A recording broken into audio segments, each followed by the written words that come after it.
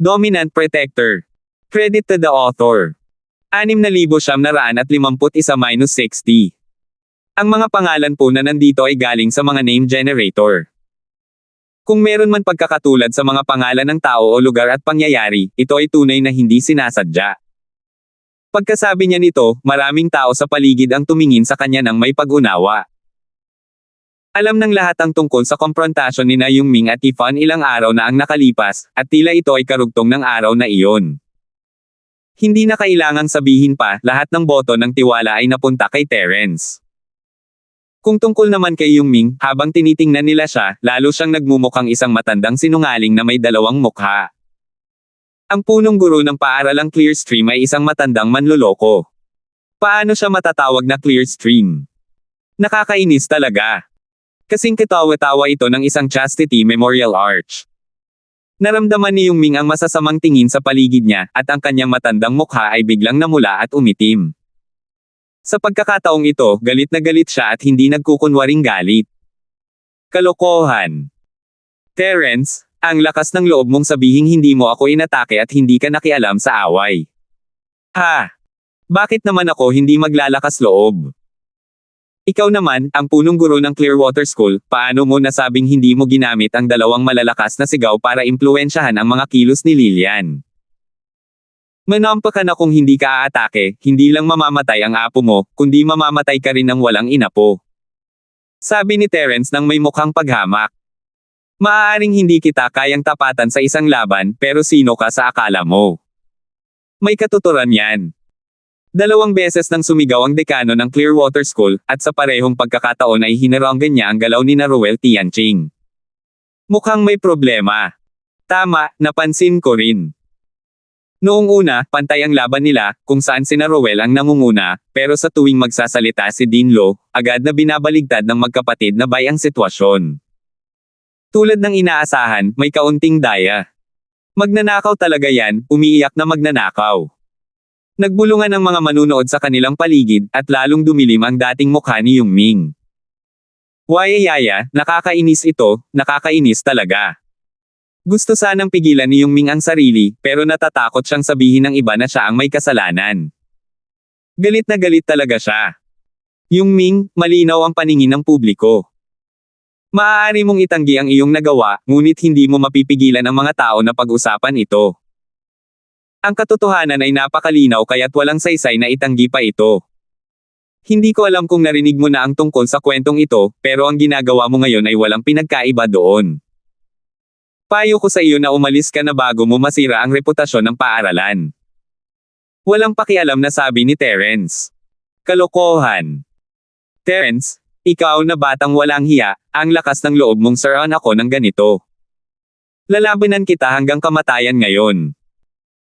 Alam ni Yongming na ang patuloy na pakikipagtalo ay magpapalala lamang sa sitwasyon, kaya't nagpakita siya ng galit at handang patayin si Terence.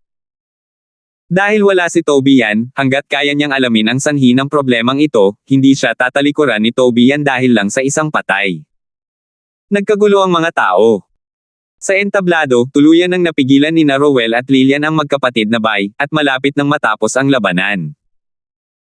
Gayunpaman, ang atensyon ng mga manunood ay nasa Terence at Yongming, at walang sino man ang may pakialam sa magiging resulta ng labanan. Nakakapanabot na ang away pa lang, kung talagang gusto ni Yongming na labanan si Terence hanggang kamatayan, mas nakakapanabot pa iyon kaysa sa maliit na laban sa entablado. Ha! Galit ka ba sa kahihiyan? Sabi mo pa nga hindi ka titigil hanggat hindi ka namamatay. Sumenya si Terence kay Yongming, halika rito. Ang punong guro ng Clearwater School, isang eksperto sa nawasak na dagat, ay talagang lalaban hanggang kamatayan sa isang estudyante sa pagbubukas ng bundok. Isang malaking karangalan na sabihin ito sa iba. Natigilan si Yongming. Gusto niya talagang patayin si Terence, pero hindi magandang magkaroon ng reputasyon bilang isang mapang-api. Kung gagawin niya talaga ito ngayon, magiging katatawanan siya sa mahiwagang dagat ng dibisyon. Kung hindi siya magiging maingat para patayin si Terence, siya ay magiging katatawanan sa susunod na 10 taon. Matapos pag-isipan ng mga kahihatne na ito, nag-atubili si Yongming at biglang naramdaman na parang nakasakay siya sa isang tigre at hindi makahinto. Yongming. Pinahihirapan mo na naman ba si Terence? Hindi kaya epektibo ang mga sinasabi ko? Biglang lumitaw si Tobian at malamig na sinaway, ikaw ang punong guro ng Clear Flow School, paano ka nagpakita ng halimbawa sa harap ng mga estudyante ng Golden Sea Region? Elder Gu, hindi ko sinasadyang asarin si Terence, hindi ko lang talaga alam ang nangyari. Kahit pangit ang ekspresyon ni Yongming, nakahinga naman siya ng maluwag. Ang pagdating ni Tobian ang nagbigay sa kanya ng daan palabas. Aalis muna ang matandang Panginoong ito. Wala nang lakas ng loob si Yongming na magtagal pa. Sumenyas siya sa kanila at nagmamadaling umalis, walang pakialam sa sasabihin ng iba tungkol sa kanya pagkatapos niyang umalis. Inamin na niya ang pagkatalo sa harap ni Tobian, kaya hindi na mahalaga kung aaminin niya ulit ito. Hindi masyadong natuwa si Terence tungkol dito, sinasadya ba ito ng matandang ito? Hindi siya sumipot ng mas maaga o mas huli, pero sa oras na ito, lumabas siya para bigyan ng daan si Yongming palabas. Elder Gu, dumating ka sa tamang oras. Kung hindi, sino ang nakakaalam kung anong masasamang bagay ang mangyayari? Sabi ni Terence nang may malamig na ngiti sa kanyang mukha. Parang nagpapasalamat siya kay Tobian, ngunit ramdam ng lahat na may mali rito. Sige, Terence, huwag mo siyang pansinin. Marami ka pang dapat gawin, bakit mo pa aabalahin si Yongming? Nagkunwari si Tobian na hindi narinig ang sarkastiko ni Terence at sinubukang hikayatin ito, naayos ko na ang sama ng loob mo, at kung guguluhin mo ulit si Yongming, mas malaki ang mawawala kaysa sa mapapala. Karaniwan ay wala akong pakialam kung hindi ako guluhin ng mga tao, pero kung guluhin man nila ako, gagantihan ko sila ng 10 beses. Iniisip ni Yongming na madali akong apihin, mali siya. Hindi ako kailanman natatakot sa kahit sino. Tumingin si Terence kay Tobian ng may makahulugang tingin. Bagamat si Yongming ang tinutukoy niya, halata naman ang ibig sabihin nito. Ang mga kabataan ay bata pa at puno ng sigla. Walang anuman. Tumawa ng matamlay si Tobian at iniba ang usapan, magkaibigan kayo ng dalawa sa entablado, di ba? Nanalo na sila, kaya bakit hindi mo sila batiin sa pagpasok sa top 10? Sa totoo lang, may makasariling intensyon si Tobian. Gusto niyang panatilihin si Yongming para harapin si Terence, kaya ang tanging matatanggap niya lang ay ang sarkastiko ni Terence. Magiging malinaw ang lahat kapag umalis na si Terence sa sekta sa bundok. Boss Terence, pasensya na talaga sa pagpapaalala mo sa amin. Pumunta sina Roel at Lillian sa tabi ni Terence matapos talunin ang magkapatid na bay, kanina pa sila nagbabantay sa mga nangyayari rito habang sila ay nakikipaglaban. Labis silang nagpapasalamat na ipinagtanggol sila ni Terence, at umabot pa sa punto na nasaktan niya ang dean. Siya ang presidente ng Clear Flow Academy. Sa mistiko na rehiyon ng dagat, puro malalaking tao ang kayang yayanig ang isang lugar sa isang yabag lang ng kanilang mga paa. Ayos lang. May galit sa akin ang matandang iyon. Nagkibit balikat si Terence, hindi naman talaga nag-abala. Hindi naman masama, nakapasok ka na sa top 10. Ang susunod na hakbang ay ang lumaban para sa group championship. Pagkatapos nating manalo sa championship, kailangan lang nating gumanap ng maayos ikatlong round. Huwag kang mag-alala, boss. Hindi ka namin bibiguin. Gagawin namin ang lahat ng aming makakaya sa ikatlong round. Tayo. Tiyak na masusundan natin ang mga yapit ng boss. Seryosong sabi ni Roel. Pasok sa Feiyang College. Kung ikukumpara, muntik nang makipag-away si Boss Terence kay Yongming para sa kanya. Maliit na bagay lang ang pagpasok sa paaralan, ano pa nga ba ang hindi niya magagawa? 6,952. Mabuti. Kung gayon ay hihintayin kita sa Feiyang College. Ngumiti si Terence at tinapik ang balikat ni Roel. Para sa susunod na round ng top 10, patuloy kayong magsumikap. Hindi ako manunood mula rito. Opo, Boss Terence, hintayin nyo na lang ang magandang balita namin. Marihing tumango si Roel, habang tinatapik ang kanyang dibdib para ipahiwatig na walang problema. Nagsalita pa si Terence ng ilang panghihikayat kay Lillian bago umalis ng lugar at naglakad papunta sa Kera. Nang maayos na ang lahat ng nangungunang 10 pwesto, biglang nakatanggap si Terence ng balita tungkol sa pagbisita ni Holt. Wala na siyang oras para tingnan ang natitirang nangungunang 10 pwesto at nagmamadaling umalis. Terence, nabalitaan kong pumunta ka para bisitahin ako. Sayang naman, nagkataon lang na wala ako ng ilang sandali, at pumunta ako agad para makita ka pagkatapos kong marinig na pumunta ka. Halika, halika, halika, maupo ka at mag-usap. Masiglang nakipag-usap si Holt kay Terence pagkakita pa lang niya rito. Pareho lang ang lasa at pareho ang recipe. Presidente, may nakita akong maliit na isla sa baybayin. May mga bakas ng isang base na itinatayo rito, kaya gusto kong itanong kung mayroon kayong impormasyon tungkol sa isang isla sa malalim na dagat na may katulad na kapaligiran sa islang iyon. Ayaw ni Terence na hayaan si Howe na gawin ang anumang gusto niya, kaya mabilis niya itong sinabihan ng gusto nitong sabihin. Kung hindi, baka hindi na siya makapagsalita kapag sinimula na itong pag-usapan ni Howe. May impormasyon ba tungkol sa mga isla sa malalim na dagat? Nahanap mo na ang tamang tao. Kami, ang Yellow Sea Route Management Association, ay maaaring hindi masyadong makapagsalita, ngunit marami kaming masasabi sa lugar na ito. Tutal, kailangan naming maghanap ng mga bagong ruta bawat taon at galugarin ang mga hindi pa kilalang lugar. Kailangan namin ng ganitong uri ng impormasyon. Tumango si Holt nang nakangiti at nagpatuloy, halika, ikukwento ko sa iyo ang tungkol sa distribusyon ng maliliit na isla sa malalim na dagat, pati na rin ang iba't ibang panganib na maaaring umiiral. Namanhid ang anit ni Terence. Ang pinaka natatakot niya ay ang sabihin ni Holt na, simple, lumalabas na sa tuwing sasabihin niya ang simple, hindi siya kailanman naging simple. Hindi siya matatalo ng walang ilang oras. Presidente, hindi mo pa naririnig kung ano ang hitsura ng isla. Maaari nating paliitin ang paghahanap. Hindi ko kailangan ng impormasyon tungkol sa lahat ng isla.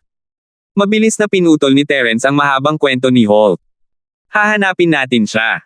Tutal, ang masayang pangyayari sa valley ay medyo mahalaga. Tama ka. Kung gayon, mauna ka na, makikinig ako, at tutulungan kitang makahanap ng isla na tutugan sa mga kondisyon mo. Hindi na nagpumilit si Holt at sinabihan si Terence na magpatuloy. Marami pa silang oras para mag-usap.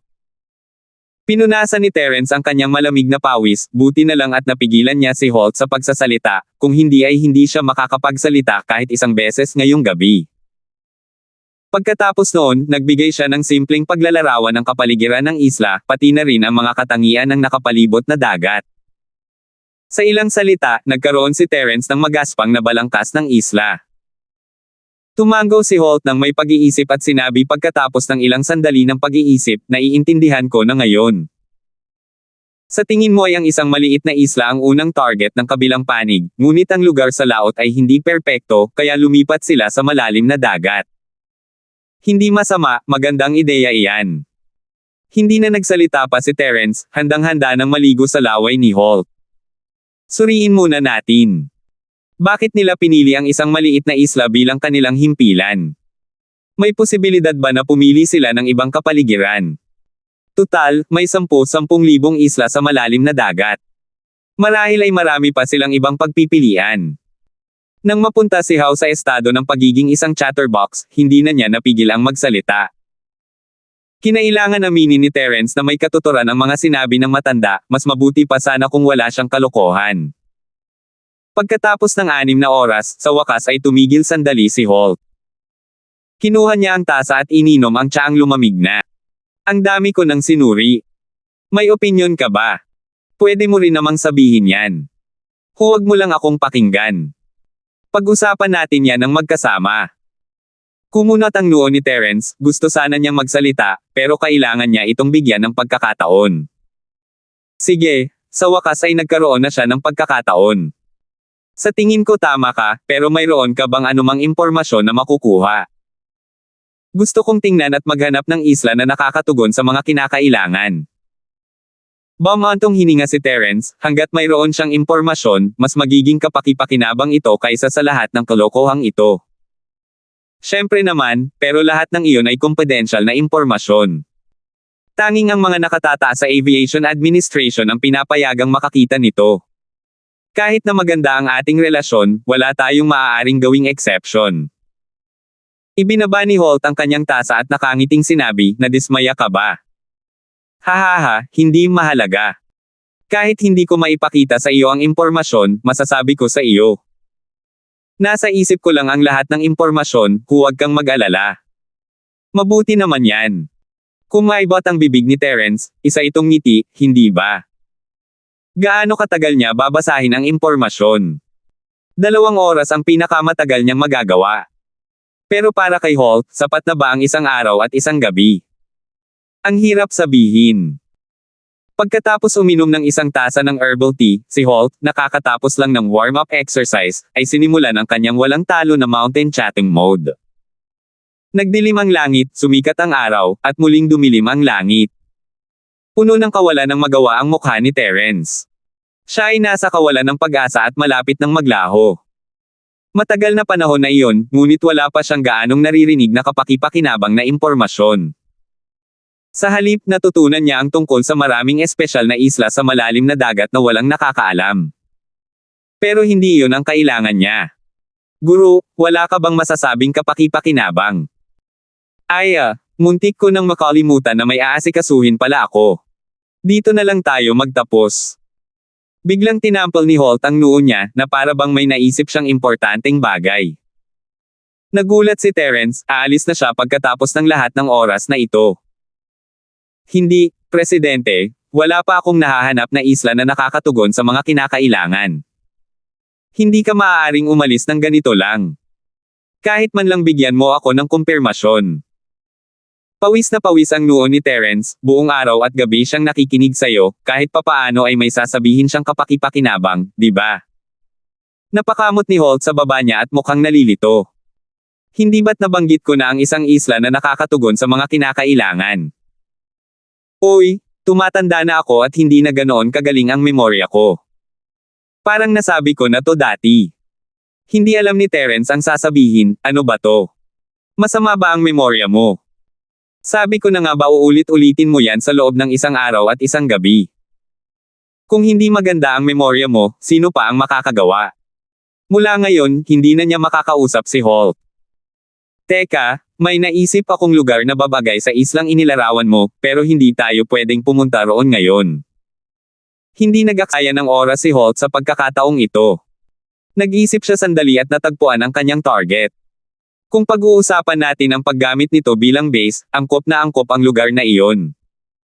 Gayunpaman, hindi ako sigurado kung makakapasok sila. Bakit hindi ko magawa? Dahil ba sa hamog sa dagat? O dahil ba sa angkan ng mga halimaw sa dagat na nasa malalim na dagat? O may iba pang mga panganib? Biglang bumilis ang tibok ng puso ni Terence, sinabi ng kanyang likas na ugali na ito ang lugar na hinahanap niya.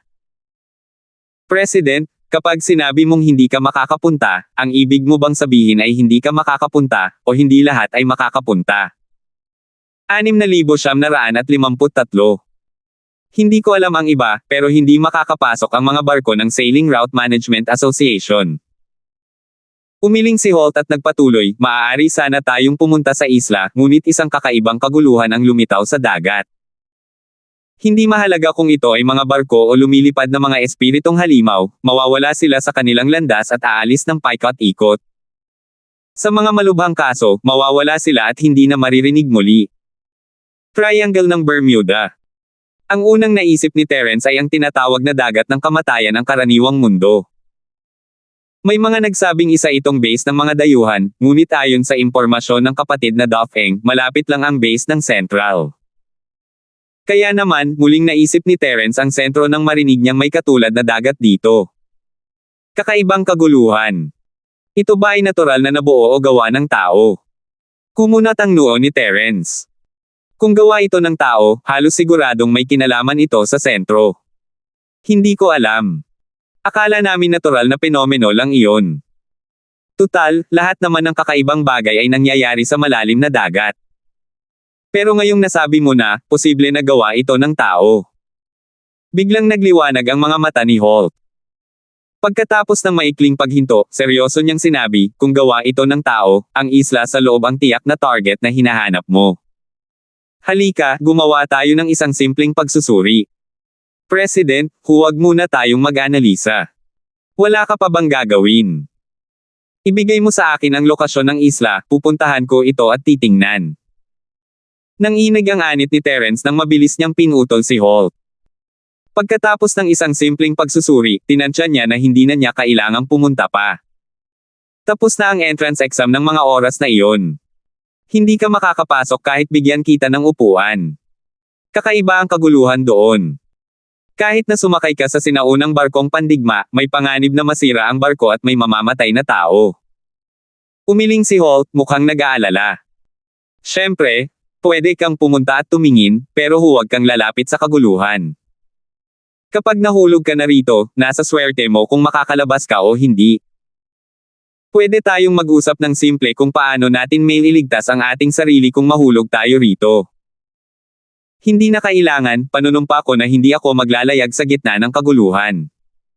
Sabihin mo lang sa akin ang lokasyon. Gustong patulugin ni Terence si Tio para mawala ng malay. Bakit hindi mo tinapos ang ginagawa mo ng mas maaga? Sa wakas ay nalaman niya kung bakit madalas nawala si Holt sa Airline Management Association.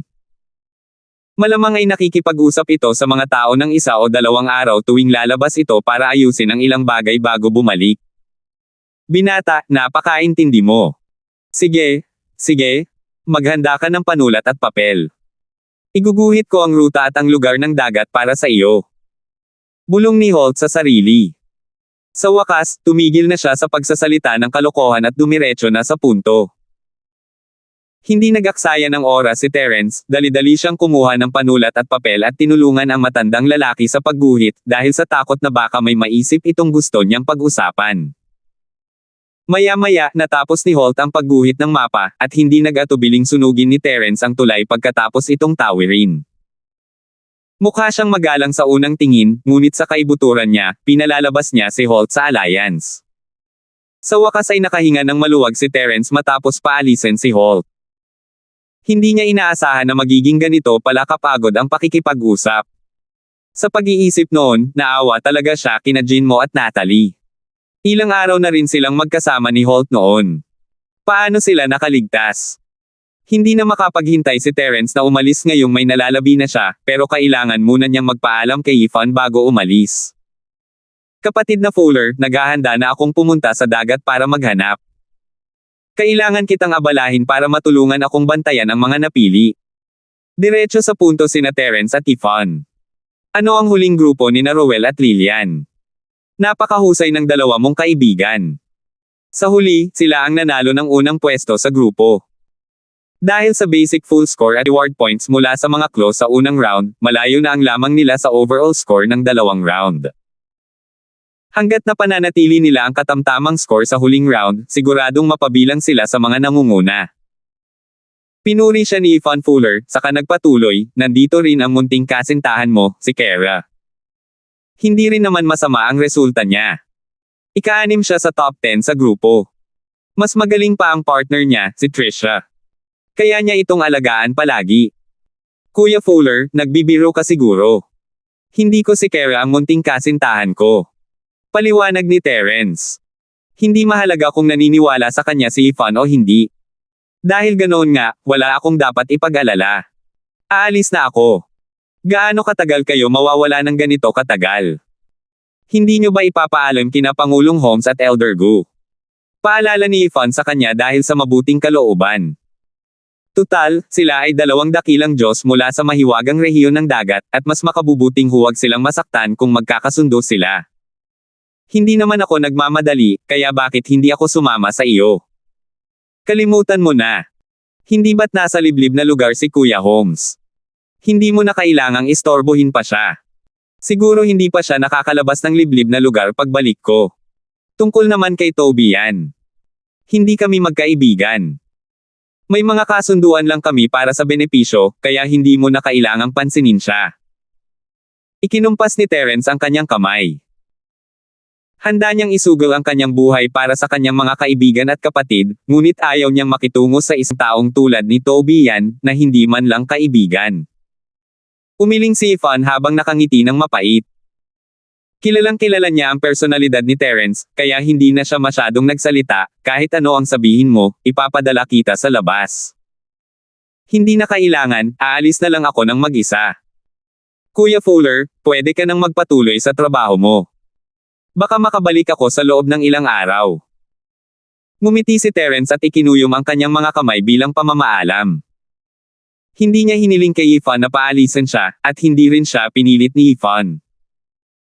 Pagkaalis ng lugar ng pagsusulit, nagmamadaling pumunta si Terence sa dalampasigan. Hindi pa tapos ang kooperasyon sa pagitan ng College Alliance at ng Sea Route Management Association. Bagamat natapos na ang pagpili ng mga estudyante, ang mga taong tinipon ni Yifan ay patuloy pa ring naghahanap sa dagat. Walang malalaking bangka, pero marami namang maliliit.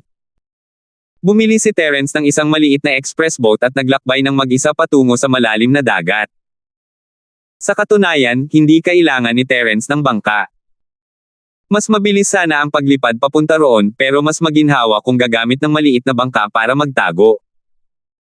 Dahil nasa dagat ang perlas ni Eman, hindi hahanap ng gulo ang mga halimaw sa dagat. Pagkatapos makapasok sa rehiyon ng malalim na dagat, wala nang mga tao sa paligid. Inilagay ni Terence ang maliit at mabilis na barko sa espasyo ng Jade at ginamit ang kanyang mga pakpak na parang multo para lumipad sa ere at sundan ang mapa ni Holt. Dahil doon, bumilis ng ilang beses ang kanyang pagtakbo, at hindi nagtagal ay nakarating siya sa magulong lugar na tinutukoy ni Holt. Nagmasid sandali si Terence.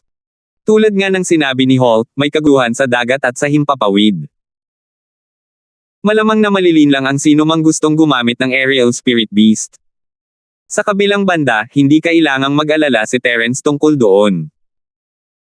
Dahil sa pagiging invisible ng kanyang essence spirit body, halos kaya niyang baliwalain ang mahigit 79% ng mga pisikal na atake at magnetic field.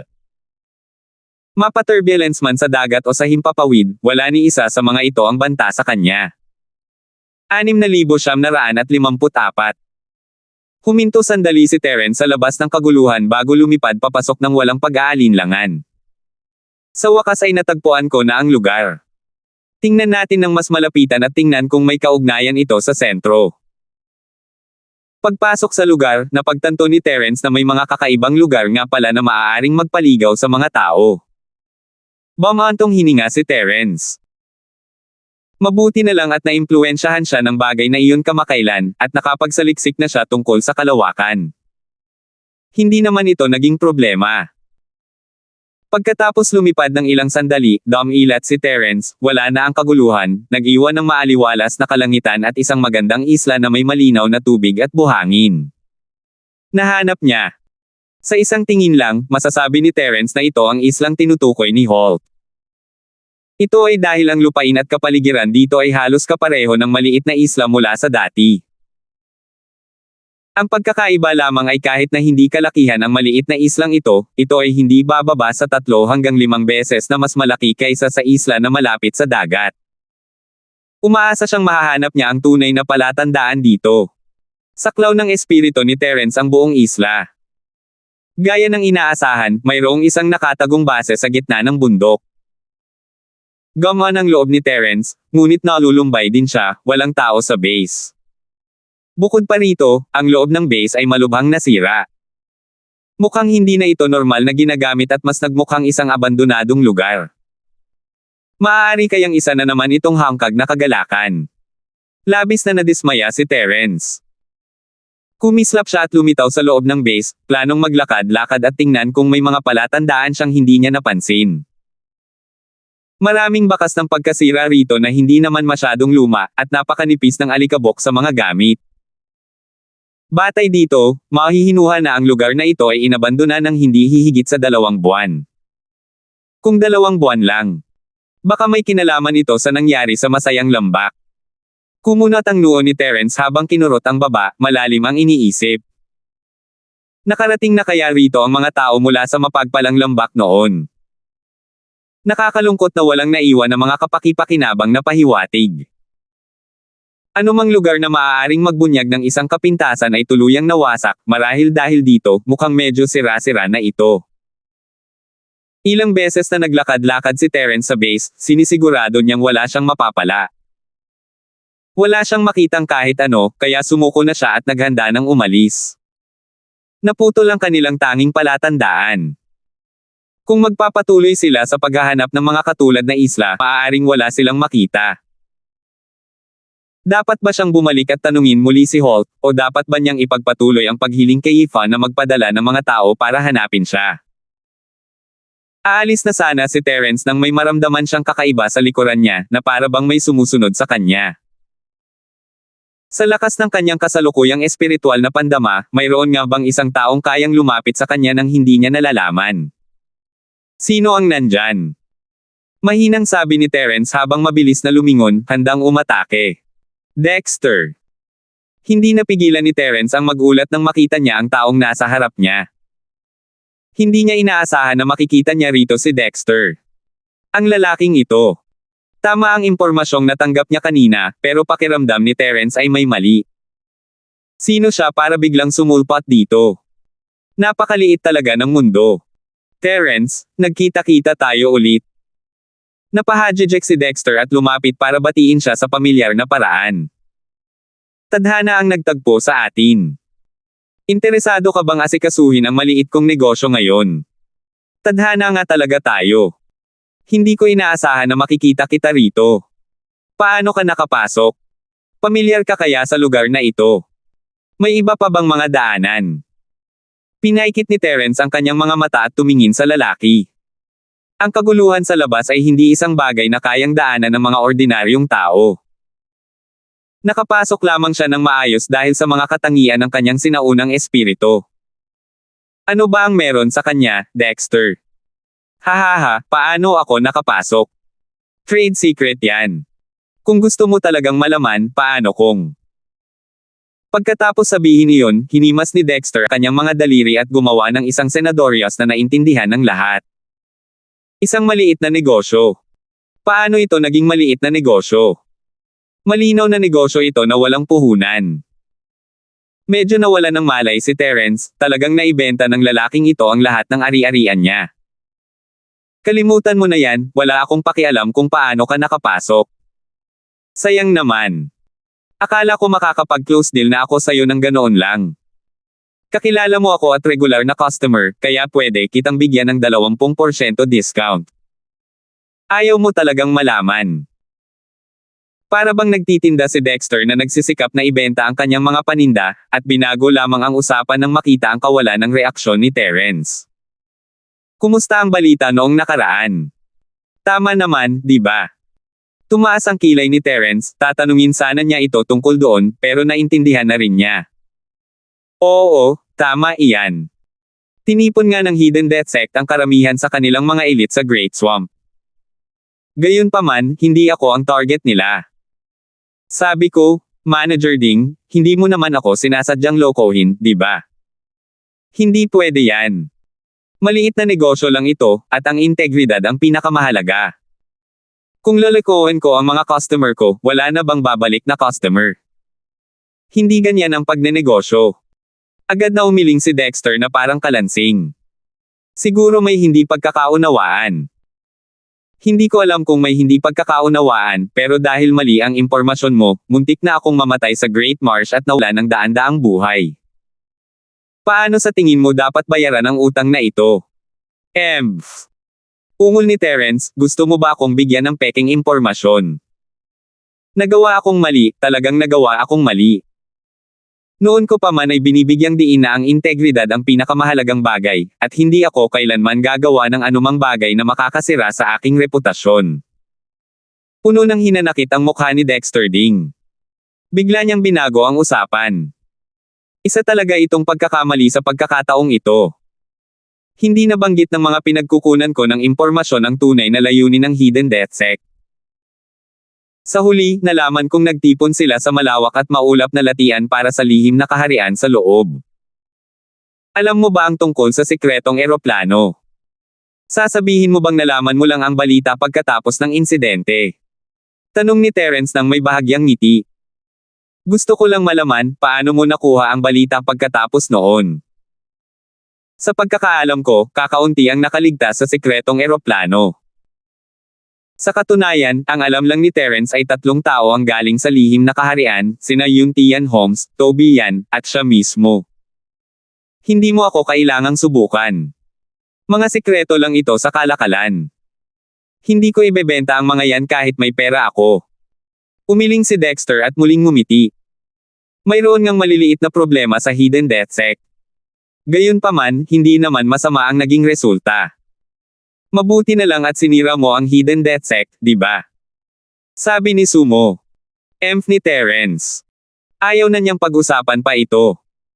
Bagamat may ilang isyu sa impormasyon, katulad ito ng sinabi ng kabilang panig. Halos nullify na nga ang Hidden Death Sect. Sa itsura nito, maaaring walang kaugnayan si Dexter sa Hidden Death Sect. Sabihin mo nga sa akin, anong impormasyon ang gusto mong ibenta sa pagkakataong ito? Mabilis na nag-isip si Terence, at nagpasya siyang subukan ang mga bagay-bagay. Kung mayroon talagang ibang impormasyong ipinagbibili si Dexter, ibig sabihin ay tama siya. Sinasabi mong nagbebenta ka ng impormasyong gustong malaman ng iba. Inaabangan ko na yan. 6,955. Young Master Linford, napagdesisyonan mo na bang asikasuhin ang maliit kong negosyo? Huwag kang mag-alala, hindi kita bibiguin. Nagliwanag sa tuwa ang mukha ni Dexter, ngunit ang mga sumunod niyang sinabi ay parang isang mabigat na bomba. Nabalitaan ko na hinahanap ni Young Master Linford si Zhang Liju. May balita ako tungkol sa kanya, iniisip ko kung interesado si Young Master Linford. Ano? May balita ka ba tungkol sa Diyos ng Pil at sa Saint na Medikal? Biglang bumilis ang tibok ng puso ni Terence, akala niya may maririnig siya tungkol sa inabandonang base na ito, pero si Zhang Liju pala. Dexter, huwag kang magsinungaling sa akin. Kung mali ang impormasyon, alam mo ang personalidad ko. Young Master Linford, nagbibiro ka siguro. Mukhang kailangan kong ipaalala sa iyo na ang katapatan ang pinakamahalaga. Totoo talaga yan. Nagpakita si Dexter ng kaunting kayabangan, ngunit agad siyang naging Filisteo muli. Siyempre, kung mahalaga ang impormasyon, kailangang bayaran ni Batang Panginoong Linford ang katumbas na halaga. Magsalita ka. Magkano ang presyo? Hindi nagsalita si Terence at malamig na tinitigan si Dexter. Hanggat mahahanap niya si Zhang Liju, wala siyang pakialam kung kailangan niyang isuko ang lahat. Huwag na muna natin itong pag-usapan sa ngayon. Tingnan natin kung gaano kahalaga ang ibinibigay ni Young Master Linford sa bagay na ito. Hindi maaaring magkaroon ng anumang pagkakamali sa impormasyon. Hindi ko ito itatago kay Young Master Linford, pero hindi ako 100% sigurado tungkol sa Pill God at Medical Saint na si Zhang Liju. Bagamat medyo tumpak ito, maaari nating pag-usapan ang kasunduan pagkatapos itong makumpirma. Bulong ni Dexter sa sarili sandali, pagkatapos ay nilunok niya ang kanyang mga sinabi. Nakikipaglaro ka sa akin. Nanlamig ang mukha ni Terence, parang sesabog na. Sabi ko na nga ba, napakahalagang bagay ito. Huwag kang magsinungaling sa akin. Hindi ako nagsisinungaling. Kapag bumalik ka na sa dagat ng mga Mystic Class, personal kong isasama si Young Master Linford sa lugar na iyon. Babayaran kita pagkatapos kong makumpirma ito. Paano? Hindi ko dapat sinabi ito sa iyo ng ganito kaga, sabi ni Dexter, habang ikinakaway ang kanyang mga kamay. Maghintay ka hanggang sa makabalik ka sa Mystic Division C area. Pagkatapos, magiging maayos din ang lahat. Kung ganoon, bakit mo binanggit ang doktor ng banal na alchemy? Hindi pa rin humuhupa ang galit ni Terence, hindi madaling makakuha ng impormasyon tungkol sa kanyang Panginoon, ngunit wala lang pala ang lahat. Dexter, kung gagawin mo ulit ito, huwag mo akong sisihin sa pagtalikod ko sa iyo. Sige, sige. Nabanggit ko ang banal na alchemist at banal na doktor para paniwalaan mo ang maliit kong negosyo. Ngayon, sasabihin ko sa iyo ang balita ng opisyal na pagbebenta. Tumawa si Dexter, hindi pinansin ang banta ni Terence. Mayroon akong impormasyon tungkol sa islang ito. Interesado ba si Young Master Linford? Naisip ni Terence, tama na. Bigla ka na lang sumulpat sa maliit na islang ito. Hindi ka panipaniwala na wala kang ibinente na impormasyon tungkol sa isla. Alam mo namang interesado ako, kaya ka lumapit sa akin, di ba? Huwag kang magpaligoy-ligoy, sabihin mo na lang. Ayaw nang makipagtawaran ni Terence sa kanya, pero hindi sumagi sa isip niya na maaaring ito ang tunay na dahilan kung bakit niya binanggit si Liju. Ang paggamit kay Liju, na siyang pinakamahalaga kay Terence, para itaas ang kanyang inaasahan, at pagkatapos ay hampasin siya ng patpat, at pagkatapos ay itaas ang kasalukuyang lamang, ay nagpawala ng gana kay Terence sa pakikipagtawaran. Kung ikukumpara kay Zhang Lijiu, hindi man lang sulit banggitin ang balita sa islang ito. Sige, ang impormasyong ito ay katumbas ng isang tangkay ng malalangit na peklat na damo. Walang anumang pagtutol si Young Master Linford, tama ba? Pinaikit ni Dexter ang kanyang mga mata at ngumiti. Itinaas niya ang isang daliri at mahinahong sinabi ang halaga ng impormasyon. Para sa kanya, ang malalangit na peklat na damo ay parang mga repolyo sa gilid ng kalsada. Tila hindi ito mahalaga, na parang kahit sino ay kayang kumuha ng 8 hanggang 10 sa mga ito. Biglang bumilis ang tibok ng puso ni Terence. Kakaiba talaga itong si Dexter, alam pa niya ang tungkol sa Sky Scargrass ni Terence. Bukod kay Yuntian, walang ibang sinabi si Terence tungkol dito. Kahit si Yuntian ay hindi alam kung gaano karaming Sky Scargrass ang mayroon siya. Malamang iisipin ni Yuntian na nakuha niya ang tanging malalangit na peklat na damo. Gusto mo ba ng malalangit na peklat na damo? Naghahanda ka na bang makarating sa yugto ng pagbagsak ng langit? Hindi sumagot si Terence ng oo o hindi, nagsimula siyang maghanap ng mas maraming detalye. Hindi ko inaasahan na napaka-eksperto pala ni Manager Ding. Sino bang eksperto? Masyadong mataas ang tingin ni Young Master Linford sa isang ito. Kailangan ng customer niya ang Sky Scargrass. Dapat mong malaman na kahit ano ay ibebenta ng Chamber of Commerce namin. Hanggat kailangan mo ito, gagawin ng isang ito ang lahat para matupad ang iyong kahilingan. Tumawa ng malakas si Dexter kaya walang nakakaalam kung nagsasabi siya ng totoo. Alam kong may peklat na parang langit si Young Master Linford. Gayunpaman, ang impormasyong ito ay confidential at hindi ko ito ibebenta sa publiko. Kaya, Young Master Linford, huwag kang mag-alala. Kumunat ang noo ni Terence, dapat sana'y ibenta ng lalaking ito ang lahat, pero inilihim niya ito at hindi ibinente sa publiko, bakit ang hirap paniwalaan? Magaling. Isang malaparaisong peklat na damo. Agree. Nagkunwaring nag-aalangan si Terence, nagngingit-ngit ang mga ngipin habang sumasang-ayon. Hindi alam ni Terence kung paano nalaman ni Dexter na may Sky Scargrass siya, pero hindi niya maaring hayaang hulaan ng mamumuhunan na marami siyang pera. Kahit sigurado si Dexter na mayroon pa si Terence, maghahinala pa rin siya na 1 o 2 na lang ang natitira. Magaling. Mas gusto ko ang mga prangka na customer tulad ni Young Master Linford. Huwag kang mag-alala, kung walang silbi ang impormasyon, wala akong tatanggipin kahit 1 sentimo na kabayaran. Tuwang-tuwa si Dexter. Tinapik niya ang kanyang dibdib at sinabing, ang katapatan ang pundasyon, tapat ako sa lahat. Sige, bilasan mo at sabihin mo sa akin ang balita mo. Huwag mong hipan ang sarili mong trompeta. Kumunat ang noo ni Terence. Tinanggap na lang niya ang walang pakundangang at mahabang pananalita ni Holt, at ayaw niya talagang sayangin ang oras sa pakikipag-usap dito. Walang problema, ang kahilingan mo ang misyon ko. Mapagkunwaring sumigaw si Dexter ng isang slogan, saka nagpatuloy, napaka-misteryoso ng base sa islang ito. Mahirap lumapit noong ginamit natin ito dati, at maraming lumilipad na parang disk ang pumapasok at lumalabas. Hindi sila mukhang mga spirit beast, pero hindi ko alam kung ano sila. Biglang bumilis ang tibok ng puso ni Terence. Flying saucer. Ito nga ba ang base ng Central? Chairman Ding, saan nagpunta ang mga tao sa islang ito? May kinalaman ba ang insidente sa masayang lambak sa mga tao rito? Mabilis na nagtanong si Terence. May kaugnayan ito sa gitnang base, at maaaring may kaugnayan ito sa pagkawasak ng masayang lambak. Isa pa yan sa mga impormasyon. Hindi pa kasama yan sa presyo ngayon. Napahadjejek si Dexter at inikat ang kanyang kanang hintuturo at hinlalaki. Kung kailangan ito ni Young Master Linford, pwede tayong mag-usap ulit. Pero sasabihin ko muna na makakakuha lang tayo ng karagdagang impormasyon pagkatapos nating makabalik sa mahiwagang rehiyon. Wala na tayong maibebenta pa ngayon. Mga mamumuhunan. Nagmura si Terence sa loob-loob niya, isa lang naman ang problema, at kailangan nilang hatiin ito sa ilang bahagi. Ano ba yon? Hindi naman siguro nadala ang mga tao ng napakagandang lambak sa lugar ng dagat na sakop ng mahiwagang uri, di ba?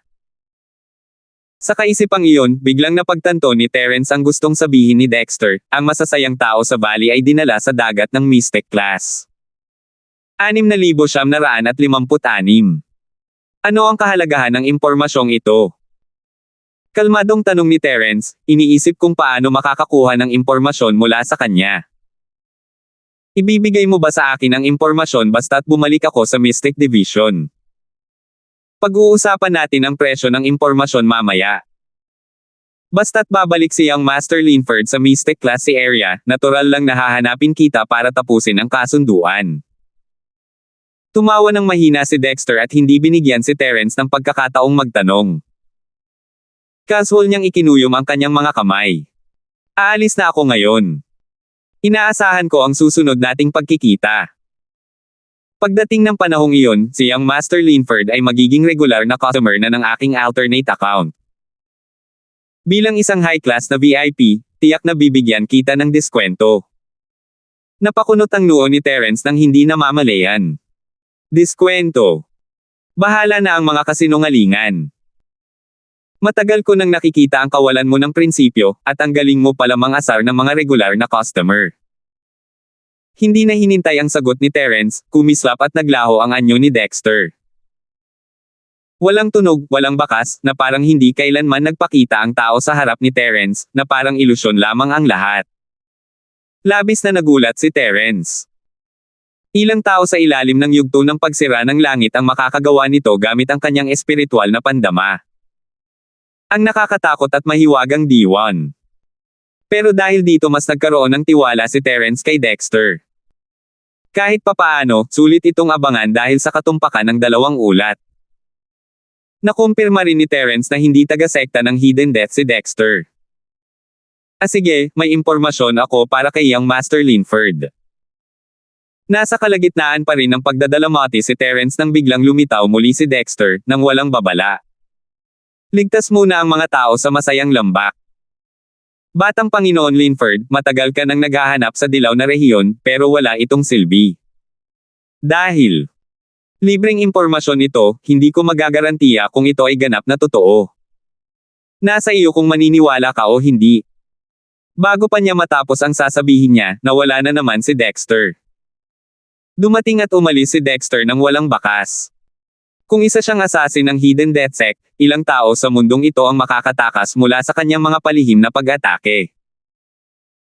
Hindi sumuko si Terence at ginamit ang kanyang spirit sense para maingat na maghanap, kahit nagamit ang kanyang space scale, ngunit wala pa rin siyang makitang bakas ni Dexter. Hindi niya alam kung gumamit ba ang kabilang panig ng isang uri ng mystical na pamamaraan ng paggalaw o isang hindi kilalang pamamaraan ng pagtakas. Sa susunod, pwede niyang tanungin si Dexter kung may posibilidad na maibenta ang bagay na ito.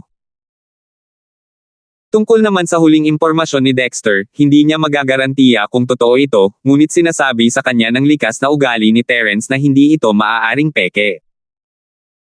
Kung iuugnay ito sa kanyang naunang hula, malamang na ang masasayang tao sa valley ay dinala sa dagat ng Mystic Class. Tila kailangan niyang banggitin ang pagbabalik sa lugar ng Mystico-klaseng dagat. Gayunpaman, sa ganitong paraan, hindi magandang itulak si Tobian. Kapag bumalik siya sa lugar ng Mystico-klaseng dagat, kailangan niyang sumama sa sekta ng bundok. Ang daming bagay. Hinimas ni Terence ang noo niya at tumalikod para umalis sa abandonadong base. Wala nang mas mahahalagang pahiwatig dito, at wala nang saysay na manatili pa. Bumalik si Terence sa dinaanan niya, sumakay ng maliit na bangkang pang-express malapit sa baybayin, at bumalik sa asosasyon sa lugar ng Golden Class C. Pagkatapos maibalik ang bangka, hindi hinanap ni Terence si Holt, dahil sa takot na baka mahayla pa ito pabalik ng 1 o 2 araw. Agad ang bumalik sa alyansa. Samantala, natapos na ang 3rd round ng selection. Si Lillian mula sa karagatan ng Rowell ay nakapasa sa selection at na-rank up sa pangkalahatang resulta. Matapos makuha ang mga bonus points mula sa Mystic Division C area test, hindi na dapat maging problema para sa kanya ang makapasok sa Fayang College. Sina Kerry at Trisha ay nakakuha na rin ng lugar para sa pagtatasa at maaaring pumunta sa lugar ng Mystico na klaseng dagat. Ngunit pagbalik ni Terence, nagseelisa na ang lahat ng mga estudyante. Bumalik na sila para gawin ang kani-kanilang mga gawain, at sabay-sabay na aalis kapag oras na ng pagtitipon. Kapatid na Fuller, sasama ka sa amin sa Mystic Division C, di ba? Dumiretso si Terence kay Ethan para magtanong tungkol sa resulta ng pagpili at sa kanyang mga personal na kaayusan. Naayos mo na ba ang lahat sa lugar ng Golden Class C? Tama, babalik ako sa inyo.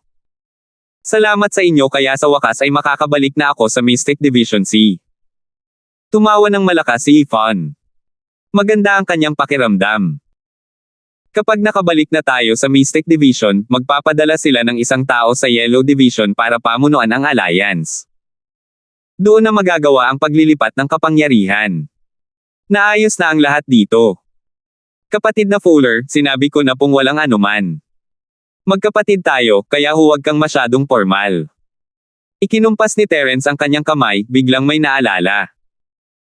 Siya nga pala, kapatid na Fuller, ang mga taong inayos mo para maghanap sa dagat ay maaaring bawiin. Maaari na ring tapos ni Pangulong Holt ang kanyang gawain. Kuya Linford, may resulta ba ang biyahe mo? Medyo nagulat si Ethan. Akala niya ay walang nakuha si Terence dahil ilang araw lang naman siyang lumalabas, kaya ayaw niyang magtanong. Hindi niya inaasahan na gagawin iyon ni Terence nang walang paabi. Hindi naman siguro. Bumantong hininga si Terence, hindi alam kung saan magsisimula. Hindi ko sigurado kung nasaan ang mga tao mula sa masayang lambak ngayon, pero ayon sa mga palatandaan, maaaring napunta na sila sa Mystical Division C area. Kaya, walang saysay na mag-aksaya pa tayo ng lakas paggawa sa Yellow Division C area. Alam mo ba kung sino ang may gawa nito? Hindi madali para sa napakaraming tao ang makapasok sa Mystic Class C area. Biglang naging seryoso ang mukha ni Ethan. Kahit na siya ang presidente ng Alliance of Academies sa Yellow Sea, imposibleng makapagdala siya ng grupo ng mga tao sa mistiko nitong dagat nang hindi napapansin. Halata na ang utak sa likod ng masayang insidente sa valley ay napakalakas. Mayroon na tayong paunang sospek pero hindi pa tayo lubos na nakakasiguro, kaya kailangan pa rin nating ipagpatuloy ang investigasyon. Ikinumpas ni Terence ang kanyang kamay at nagpas siyang huwag itago ang kahit ano. Tutal, ito ay isang kapatid na pinagkakatiwalaan niya. Pinaghihinalaan ko na si Central ang nasa likod nito. Kahit hindi ko alam kung ano ang kanilang layunin, sa kakayahan ng Central, posibleng ang gawin ang lahat ng ito. Tunay ngang mahiwagang organisasyon ang Central. Kahit wala kaming nakitang kahit ano sa lugar ng Yellow Class C, hiniling mo kay Zane Holt na ihatid sa amin ang balita. Posible na hindi sapat ang aming paghahanap. Kumunat ang noo ni Ethan.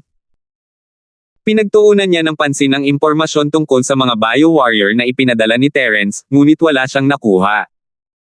Wala na tayong magagawa tungkol dito. Dahan-dahanin na lang natin ito sa hinaharap. Hindi alam ni Terence ang gagawin, parang mga multo ang mga tao sa Central, na nagdudulot ng gulo kahit saan. Nakapagtatag na siya ng kaunting impluwensya, pero masyado pang maaga para kalabanan sila. Siya nga pala, nakalabas na ba sa pag-iisa si Kuya Holmes? Matagal nang naglilinang si Yuntia ng mag-isa. Hindi niya alam kung mayroon siyang napala. Kapag narating na nila ang dagat ng mahiwagang uri, kakailanganin niyang lumabas at harapin ang gitnang rehiyon. Hindi pa lumalabas ang presidente mula sa kanyang pag-iisa.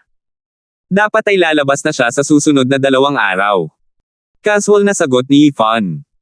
Hindi rin siya sigurado. Hinahanap mo ba si Pangulong Holmes para pag-usapan ang tungkol sa Central?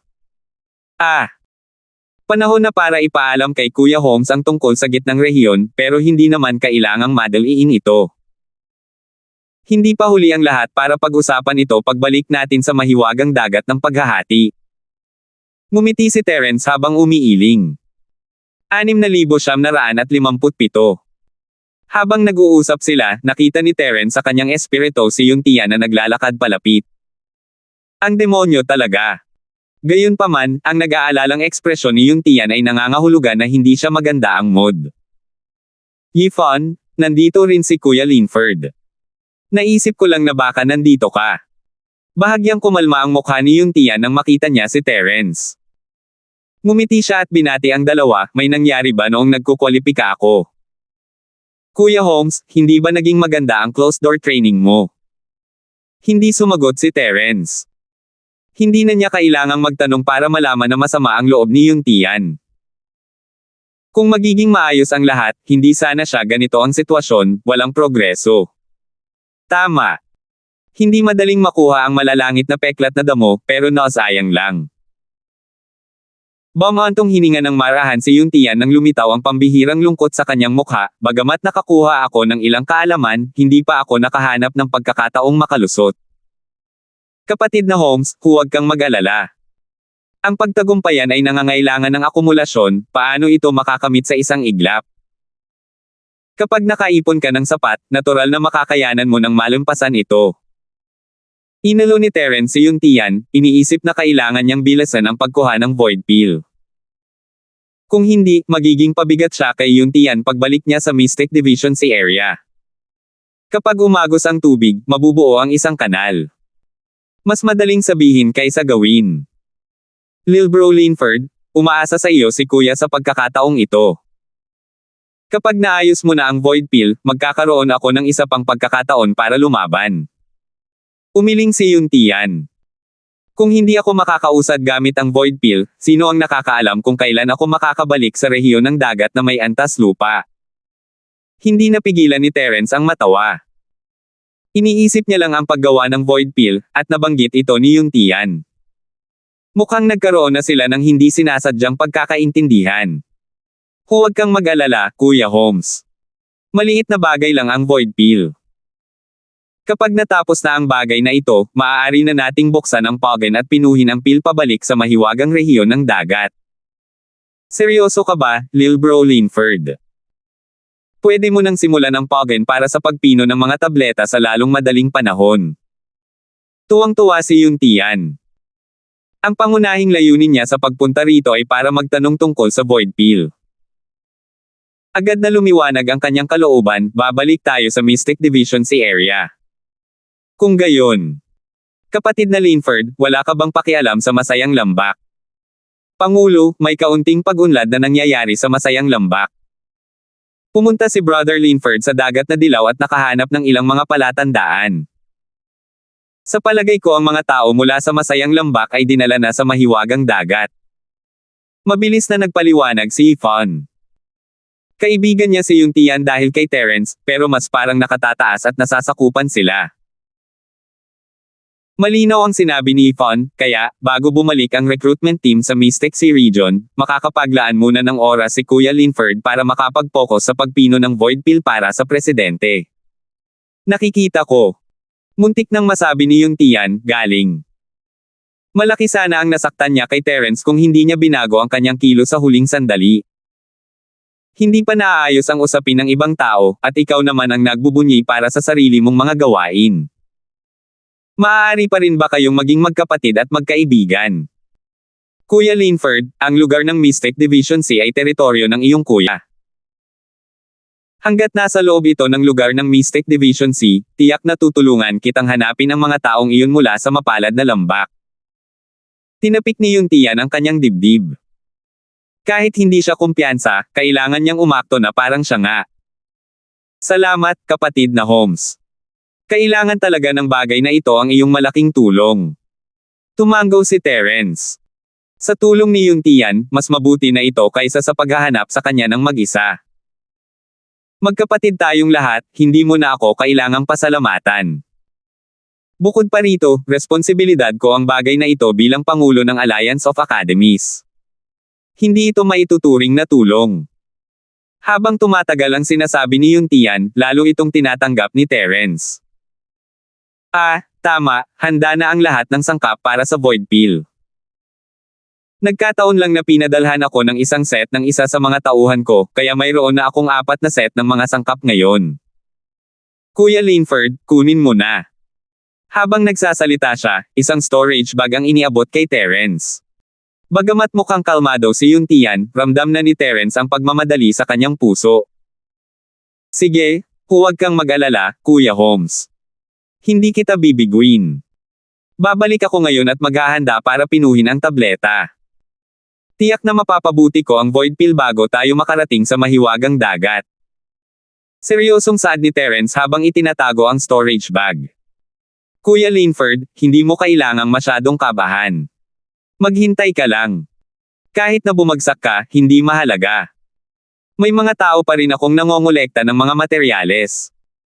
Kung bumagsak ka sa pagkakataong ito, ituring mo na lang itong pagsasanay para makakuha ng karanasan.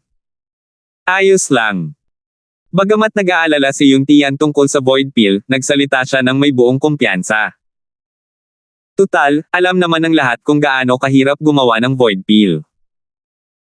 Hindi pa nakakagawa ng void pill si Terence noon, kaya normal lang na mawala ang lahat ng 4 na sangkap. Sa kasamaang palad, ang mga sangkap ng void pill ay hindi madaling makuha. Gaano man katagal ang ginugol ni Yung Tian, 4 na bahagi pa lamang ang kanyang natipon. Kung isa lamang itong ordinaryong eksperto sa nawasak na dagat, magiging lubhang mahirap para sa kanya na makakuha ng sapat. Hehe. Kuya Holmes, wala ka bang sapat na tiwala sa akin? Inaaliw mo na ako kahit hindi pa nagsisimula ang laban. Hindi naman ako ganoon kaina. Ngumiti si Terence at umiling, habang tinatapik ang dibdib. Kuya Holmes, kung iisa lang ang sangkap na mayroon ka, hindi ko magagarantiya na magagawa ko ang tableta. Pero kung 4 na sangkap ang mayroon ka, masasabi ko lang na ako na ang bahala sa void pill.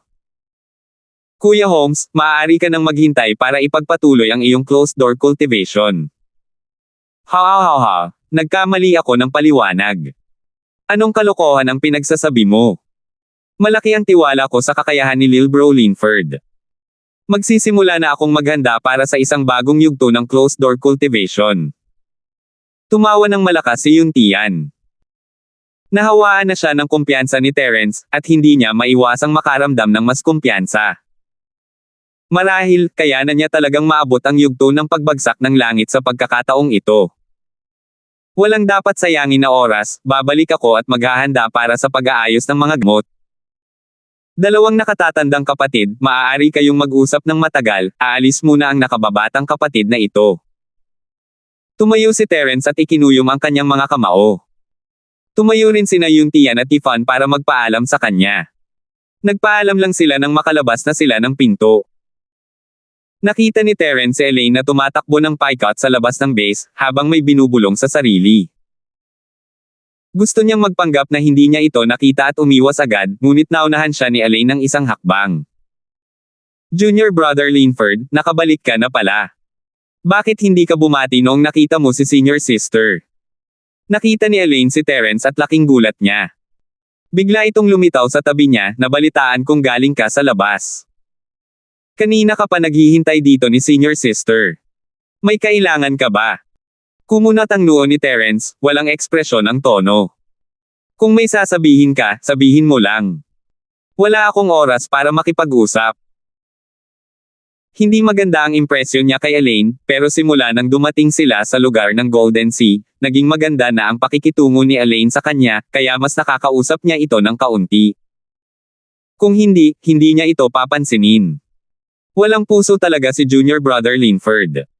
Bakit ka pa kailangang hanapin ni Senior Sister? Pwede ba tayong mag-usap ng casual? Tiningnan ni Elaine si Terence ng may sama ng loob. Kung hindi niya nakita kung gaano kabangga si Terence kay Norwan, baka nalilito na talaga siya. 6,958. Hindi mo kaya? Umiwas si Terence kay Elaine, nagmamadali akong maghanda ng gamot para kay Pangulong Holmes.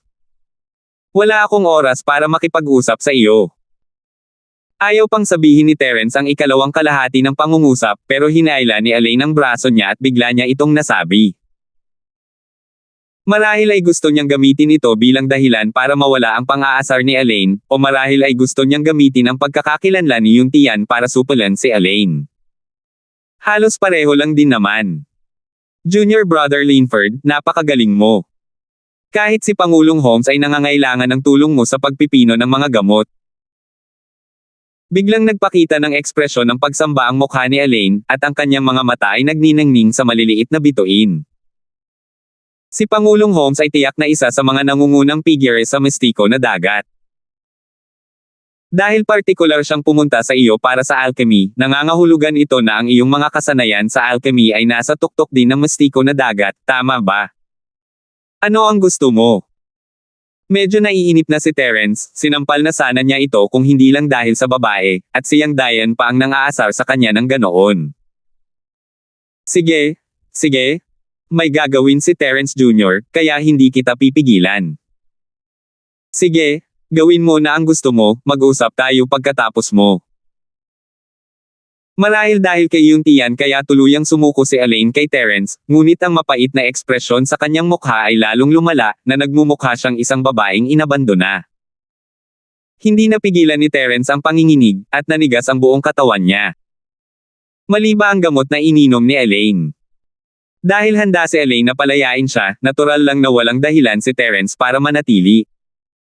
Dali-dali siyang pumasok sa kampo at dumiretso sa patio. Ang kasalukuyang kalagayan ni Elaine ay mas mapanire kaysa sa dati niyang kay-abangan. Mas gugustuhin pa ni Terence na harapin ang 10 sa mga matandang Elaine, mas gugustuhin pa niyang harapin sila ng sabay-sabay. Pagbalik ni Terence sa bakuran, hindi na niya napigilan si Elaine. Para maging mapayapa ang sitwasyon, kinailangan niyang maghanda ng mga paraan para protektahan ang bakuran.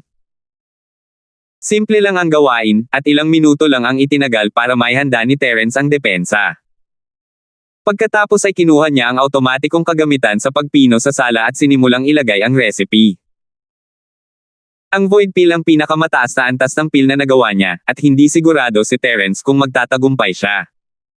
Kung nandito lang sana si Han Jingjing. Kahit gaano pa kahirap ang tableta, hindi sana ito magiging problema. Matapos ilagay ang recipe, ipinakita ng liquid crystal screen ang mga kurba ng tableta. Pinag-aralan ito ni Terence ng ilang sandali at kumalma. Sa itsura nito, kahit na tumaas ang kahirapan, hindi pa rin nabigo ang automatikong kagamitang pang-Diyos na nagpapapino ng pill. Hindi naging problema ang pagkumpleto ng pagpino ng void pill. Binuksan ni Terence ang kaldero ng Shenlong at itinapon ang lahat ng 4 na set ng mga materyales para sa void pill. Pagkatapos ay inilipat niya ang apoy ng refinement at sinimulang gawin ang void pill. Ang chi at ang spirit fire ay ginagamit ng salaitan, at minsan ay sabay-sabay. Itinuon ni Terence ang lahat ng kanyang atensyon dito, hindi nangangahas na magkamali. Naisip ni yung tiya na ang pagpipino ni Terence ay katulad ng ibang mga refiner, na minsan lang nagpino ng isang set ng mga materyales. Naisip niya na hindi mahalaga kung minsan, 2 o 3 beses siyang mabaygo, may pang-4 na pagkakataon pa rin. Ang hindi nila alam ay 1 beses lang pala plano ni Terence na magtagumpay. Ang tagumpay ay nangangahulugan ng pinakamalaking kita, at ang pagkabigo ay walang kahulugan. Habang umuusad ang proseso ng pagpipino ng tableta, unti-unting lumitaw ang ilang kakaibang pagbabago-bago sa silid. Malinaw na isa itong normal na espasyo, ngunit nagbigay ito sa mga tao ng malabong ilusyon, na para bang ang espasyong dating hindi nakikita at hindi mahahawakan ay naging isang patong ng gasa, na para bang maaari itong punitin ng puwersa. Ang isip ni Terence ay nakatuon ng husto sa kaldero ng Shenlong, kaya hindi niya napansin ang mga pagbabago sa paligid niya. Nangangahulugan ito na matagumpay na nagawa ang void pill, at ang mga epekto ay nagsisimula ng magpakita ng ilang uri ng realisasyon. Kung mararamdaman ito ni Terence, malaking tulong ito para sa kanyang kinabukasan. Pero kung gagawin talaga iyon ni Terence, masasayang lang ang buong batch ng void pills na ito. Habang lumilipas ang panahon, unti-unting naglaho ang kababalaghang pangkalawakan at nasipsip lahat sa Koaling Shenlong. Papalapit na ang oras para mabuo ang tableta. Seryoso ang ekspresyon ni Terence habang nakatutok ang tingin sa void pill. Perpekto niyang kinontrol ang kurba para masigurong matagumpay niyang makukumpleto ang pagpipino. Pagkalipas ng halos 1 oras, biglang naglabas ang Shenlong cauldron ng isang mabangong halimuyak ng tableta. Sa wakas ay nakumpleto na ng kurba ng pagpino ng tableta ang huling maikling distansya. Nabuo na ang Pildores para sa kawalan ng bisa. Agad na kumalma ang mukha ni Terence. Binuksan niya ang kaldero ng Shenlong at ikinumpas ang kanyang kamay. 6 na itim, kalahating transparent na tableta ang lumutang sa hangin, kontrolado ng kanyang purong chi. Bumuo ang mga ito ng isang maliit na bilog. Bawat tableta ay may isang magandang halo ng tableta na umiikot dito. Bagamat hindi ito masasabing napakaganda, mayroon itong isang uri ng ethereal at misteryosong aura. 4 na espesyal na grado, isang mataas na grado, at isang katamtamang grado. Labis na nasiyahan si Terence sa resultang ito, nakakuha siya ng 6 na void pills mula sa 4 na set ng sangkap, at 4 sa mga ito ay espesyal na grado, ano pa ba ang mahihiling? Matapos itong hanggan ng ilang sandali, kumuha si Terence ng 6 na bote ng jade at inilagay ang 6 na void pills dito. Pagkatapos ay kumuha siya ng iba pang mga halamang gamot at naghanda para gumawa ng iba pang mga tableta. Ang buong proseso ng pagkuha ng void pill ay tumagal ng wala pang isang araw, baka matakot ang mga tao sa ganitong bilis, kaya nagpasya si Terence na manatili pa ng ilang araw para ay pakitang hindi magiging madali para sa kanyang magtagumpay. Pagkalipas ng 20 araw, hindi na matindaan ni Terence kung ilang tableta ang nagawa niya, ngunit malapit na ang oras para umalis ang mga estudyante patungo sa Mistiko na dibisyon. Itinabi niya ang kaldero ng Shenong, inalis ang pormasayon, at lumabas ng bakuran. Pagkalabas niya, nakita niya sina Yuntian at Tiffan na naghihintay sa labas ng pinto. Hindi niya alam kung kararating lang ba nila o matagal na silang nandito. Kapatid na Holmes, kapatid na Fuller, anong ginagawa mo? Pinoprotektahan mo ba ako? Mabilis na ikinuyom ni Terence ang kanyang mga kamay. Tama iyan. Nag-aalala ako na baka may makaistorbo sa iyo habang nagluluto ka, kaya hinaila ko si Ifan para bantayan ka at makausap ka. Tumawa ng malakas si Yuntian. Hindi niya itinago ang kanyang kaba sa void pill, nakikita mo kung gaano kasaya si Lil Bro Linford, hindi ba dapat masaya rin ang kuya na ito? Nahihirapan ang magkapatid na protektahan ako. Natural lang na hindi ko kayang bigwan si Kuya Holmes. Matagumpay na na-refine ang tableta. Ngumiti si Terence habang kinukuha ang isang bote ng jade at iniabot ito kay Yuntian gamit ang 2 kamay, nandito na ang void pill. Kapatid na Holmes, maaari ka nang maghanda para mag-isa pagkatapos mong bumalik sa Mystic Classy area. Bagamat inaasahan na ito ni Yuntian, nasa sabik pa rin siya nang makita ang bote ng jade. Iniabot niya ang kanyang mga kamay at tinanggap ito ng may tame time. Mabilis na binati ni Ifan si Yuntian, binabati ko ang Pangulo sa pagkuha ng void pill. Malapit na ang promosyon mo sa heaven breaking stage. Sayang naman at kapag na-promote na ang Pangulo, babalik din siya sa Earth Classy area. Kung ganoon nga, hindi magiging madali para sa nasasakupan na ito na humingi ng tulong anumang oras. Humarap si Ifan kay Terence. Lil Bro Linford, marami akong nakuhang benepisyo noong mga araw na nag-iisa ka. Binigyan ako ng maraming gabay ng presidente, at ang aking pag-unlad ay ilang beses na mas mabilis kaysa kung maglilinang ako ng mag-isa. 6,959. Naniwala sa kanya si Terence, dahil kakapasok lang ni Ifan sa kaharian ng Sea Rift, habang si Yuntian ay kalahating hakbang lang patungo sa kaharian ng Heaven Breaker. Napakahalaga kay Ifan ang maraming karanasan sa yugto ng paghahati ng dagat. Sa gabay ni Yuntian ng mahigit 20 araw, mas mabuti na nga ito kaysa sa pag-apakapak ni Ifan ng mag-isa. Kung gayon, kailangan din kitang batiin, kapatid na Fuller. Marahil ay makakalusot ka muli pagbalik mo sa Mistiko na dibisyon. Tunay na masaya si Terence para kay Ifan.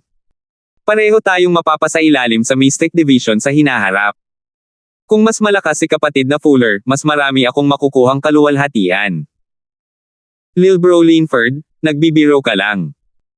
Kung gusto mong pag-usapan ang tungkol sa pananamantala ko sa isang tao, ako, ang kuya mo, ang nananamantala sa'yo. Tumawa ng malakas si Ifan. Kung hindi dahil kay Terence, malamang ay natigil pa rin siya sa yugto ng paghati ng lupa at hindi magkakaroon ng pagkakataong bumalik sa Mystic Division C. Hindi niya mararating ang langit sa isang hakbang at maging isang managing elder sa Mystic Division C. Tungkol sa paglubog sa liwanag ni Terence, alam ni Ifan na talagang naglubog siya sa liwanag ni Terence, at magpapatuloy ito sa hinaharap. Hindi ito biro, dahil sa potensyal at momentum ni Terence, walang hanggan ang kanyang kinabukasan. Habang nag-uusap silang dalawa, maingat na binuksan ni Yuntian ang bote ng jade. Nang makita niya ang void pill sa bote, nanlaki ang kanyang mga mata at nanigas ang kanyang mga pupil. Hindi niya napigil ang mapasigaw sa mahinang boses, isang espesyal na uri ng void pill. Paano nangyari iyon? Gaano kahirap pinuhin ang void pill? Makikita ito sa katotohanang hindi ito sinubukan ng mga mystic alchemist. Sa totoo lang, naihanda na ni Yuntian ang kanyang sarili sa pag-iisip. Hindi na nakakagulat kung masasayang ang lahat ng apat na set ng materyales. Ang kakayahang pinuhin ng isang mababang kalidad na void pill ay natugunan na ang kanyang mga inaasahan. Kung papalarin siyang makakuha ng medium grade void pill, tiyak na magiging kasiya siya itong sorpresa. Espesyal na grado. Lumagpas na ito sa saklaw ng pagkagulat. Halos nakakatakot na ang buhay na ito. Gaano ba kitikot ang alchemy ni Terence? Ang void pill na may ganitong kahirap ay maaaring pinuhin at gawing isang kakaibang uri ng pill. Sa sandaling ito, ang kahalagahan ni Terence sa puso ni Yuntian ay tumaas sa ibang antas. Dahil sa kanyang kahangahangang mga kasanayan, kahit na nasa yugto na siya ng pagwasak sa langit, maaari pa rin niyang iwan kay Terence ang marami sa kanyang mga pangangailangan. Ang isang makapangyarihang alchemist ay tiyak na mas mahalaga kaysa sa isang makapangyarihang eksperto. Swerte ko lang, swerte ko lang. Mapagkumbabang ikinumpas ni Terence ang kanyang kamay. Bagamat hindi pa siya sinisimulang purihin ni Yuntian, naramdaman pa rin ni Terence na dapat siyang maging mapagpakumbaba. Lil Bro Linford, hindi ito isang tableta na basta na lang mabubuo dahil sa swerte. Nagtataka talaga ako, gaano ba kalakas ang kakayahan mo sa alchemy, o mayroon bang mga tableta na hindi mo kayang gawin? Bamantong hininga si Yuntian at pinakalma ang sarili. Maingat niyang itinago ang bote ng jade, kahit ano paman, dapat talagang magpasalamat sa iyo ang kuya na ito, nakababatang Linford. Gamit ang espesyal na grado ng void pill na ito, halos tiyak na ang pag-angat ng kuya na ito sa yugto ng pagsira ng langit. Kung ito ay mababa o katamtamang antas, masasabi lamang ni Yuntian na may kumpiyansa siyang makakalusot. Ang mataas na antas ay lubos na may kumpiyansa, at ang super tier ay siguradong makakalusot. Tutal, kahit hindi natulungan ng malalangit na peklat na damo si Yuntian na makalusot, nakatulong pa rin ito sa kanya na makaipon ng maraming enerhiya. Sa pagdaragdag ng kakaibang grade void pill, magiging maayos ang lahat. Sa oras na ito, hiniling ni Yuntian na sana ay agad siyang pumasok sa closed door cultivation. Sa kasamaang palad, nalalapit na ang araw ng kanyang pagbabalik sa rehiyon ng dagat na may uring mistiko. Hindi angkop para sa kanya na magmadali sa closed door cultivation. Maaari na lamang siyang maghintay hanggang sa siya ay bumalik at maghanda para sa kanyang tagumpay. Tuwang-tuwa rin ang nakababatang kapatid na ito na matulungan si Kuya Holmes. Tungkol naman sa mga gamot na hindi ko kayang pinuhin, napakarami nila. Ang landas ng alchemy ay kainglawak ng karagatan, at kaunti lang ang alam ko tungkol dito, kaya hindi ako maituturing na makapangyarihan. Tumawa ng matamlay si Terence. Kung wala ang Shenlong Cauldron, o marahil kung wala si Han Jingjing, hindi niya magagawang gumawa ng kahit pinakasimpleng tableta. Hindi siya nagpapakumbaba nang sabihin niyang kaunti lang ang alam niya, nagpapanggap lang siya. Kahit ano paman, ang tagumpay ni Kuya Holmes ang siyang pinakakinagagalak ng nakababatang kapatid na ito. Siya nga pala, kailan tayo aalis? Naniwala si Terence sa sinabi ni Dexter, na ligtas ang mga tao mula sa lambak sa ngayon, ngunit ayaw niyang sayangin ang masyadong maraming oras. Gumugol siya ng napakaraming araw sa paggawa ng mga elixir, at nasa limitasyon na niya ang kanyang kakayahan. Bukas.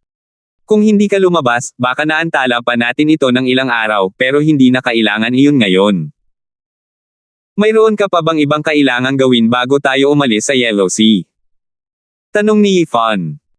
Kung kailangan mo ng tulong, ipaalam mo lang sa akin. Wala nang iba pa. Mas makabubuti kung makakabalik tayo sa lalong madaling panahon. Aniya. Bamantong hininga si Terence at umiling, gusto kong maghanap ng oras para bisitahin ang ibang mga isla.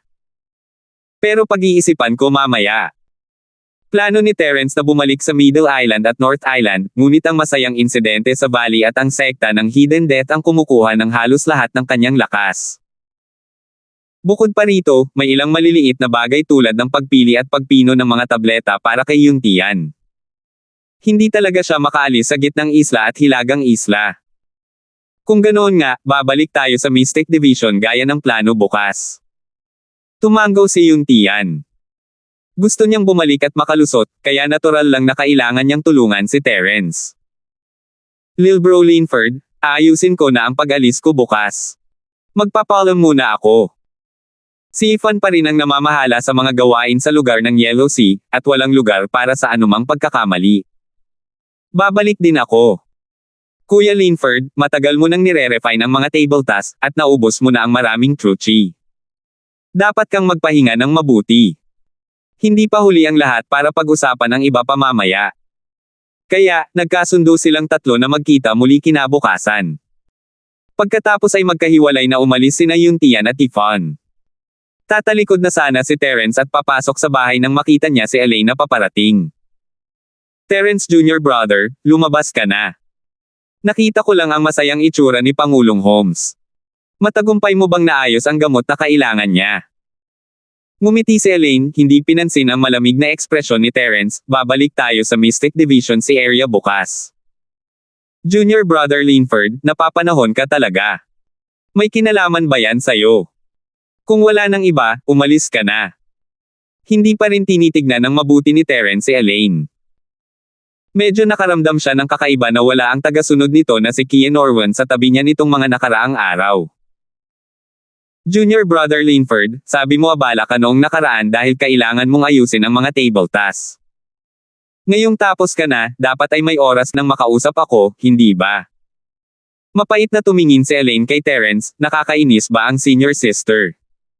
Oo. Pinapainis mo lang ako. Katatapos ko lang gumawa ng mga elixir, malamig na sabi ni Terence, pagod na pagod ako at gusto ko nang magpahinga. Mag-aaral lang tayo ng iisang academy, at wala tayong espesyal na pagkakaibigan, kaya huwag mo akong istorbohin kung wala kang importanteng gagawin. Magalang na siya noon pa man, kung katulad lang ni Nia Norwan o yang Diane iyon, tiyak na tinuruan na sila ni Terence ng leksyon. Junior Brother Linford. Alam kong nagkaroon tayo ng ilang hindi pagkakaunawaan dati, pero sa lahat ng ito, sinisikap talaga ni Senior Sister na lutisin ang mga ito. Puno ng lungkot ang mga mata ni Elaine. Kinagat niya ang kanyang labi at sinubukang mag-isip ng dahilan, lililinawin ko ngayon, Junior Brother Linford. Maganda ang impresyon ko sa iyo. Oo, gusto kita, kaya handa akong magpakababa ng paulit-ulit. Sana lang ay maintindihan mo ang nararamdaman ko. 6,960. Naiintindihan ko. Tumango si Terence nang may malamig na mukha, pinahahalagahan ko ang iyong mabubuting intensyon, pero hindi kita gusto. Imposible ang ating relasyon, kaya hindi mo kailangang sayangin ang iyong oras sa akin. Si Nia Norwan ang pinakaangkop na tao para sa iyo. Medyo nailang si Terence pagkatapos sabihin iyon. Ano ang kinalaman ni Elaine at Nia Norwan sa kanya? Ano ang punto ng pagsasabi nito? Junior Brother Linford, huwag kang magmadaling tanggihan ako. Kung si Nia Norwan lang ang inaalala mo, hindi mo na talaga kailangan yon. Namutla ang mukha ni Elaine, halatang hindi niya inaasahan na tatanggihan siya ni Terence ng ganoon kadiretso ng walang pag-aalinlangan. Gayunpaman, gusto pa rin niyang gumawa ng huling pagsisikap, kami ni Nia Norwan ay mga matatanda lamang sa pamilya. Hindi ko siya kailanman nagustuhan. Ang taong gusto ko ay dapat na isang bayani na mas malakas kaysa sa akin. Hindi akma si Nia Norwan sa pamantayang iyon. Walang kinalaman yan sa akin. Sinabi ko na naayaw ko sa iyo at wala itong kinalaman sa iba, kaya hindi mo kailangang sayangin ang hininga mo. Isa pa, hindi ako isang bayaning walang kapantay. Maraming tao ang mas malakas kaysa sa akin. Magaspang na ikinumpas ni Terence ang kanyang kamay at pinutol si Elaine, pasensya na, kailangan ko munang magpahinga. Kung wala ka ng ibang magawa, bumalik ka na. Para sa babaeng ito, marahil ang simple at direktang pagtanggi ang pinakamahusay na pagpipilian, upang hindi na siya magkaroon ng anumang pantasya at patuloy na manggulo sa kanya. Maraming babaeng kaibigan si Terence. Sa hitsura, maganda si Elaine, pero wala siya sa listahan. Sa personalidad, napakasama niya. Hindi sila maihahambing. Imposibleng mahulog ang loob ni Terence sa isang taong tulad niya. Namumutla ang mukha ni Elaine at puno ng kawalan ng pag-asa ang kanyang mga mata. Naglakas loob siyang umamin kay Terence, ngunit walang awang tinanggihan siya ni Terence. Ano ang susunod niyang gagawin? Hindi binigyan ni Terence si Elaine ng oras para mag-isip kung ano ang gagawin. Bumalik siya sa kanyang kwarto at isinara ang pinto. Hindi siya makapaniwala na makakapasok si Elaine. Wala talagang lakas ng loob si Elaine na ipagpatuloy ang pang-iistorbo sa kanya. Ilang beses siyang nagpabalik-balik sa harap ng pinto, at sa wakas ay umalis ng may sama ng loob. Hindi niya alam kung ano ang mangyayari sa hinaharap, pero malamang ay hindi niya guguluhin si Terence ng pansamantala. Sa mga sumunod na panahon, nagkaroon si Terence ng pambihirang sandali ng kapayapaan at katahimikan. Sa panahong ito, minsang dumalaw sa kanya sina Rowell at Lillian, at naghiwalay sila ng landas pagkatapos kumain ng magkasama. Kinabukasan, ang mga estudyanteng nakapasa sa selection ay umalis kasama ang recruitment team, patungo sa teleportation array ng may engranding paraan. Dinala ni Yuntian si Yvonne para uminom at makipagkwentuhan kay Terence, kaya hindi naging malungkot ang paglalakbay.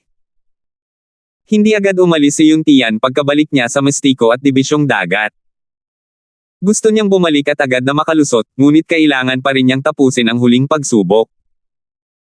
Dahil gusto niyang tumulong kay Terence, hindi pa huli ang lahat para bumalik pagkatapos nito.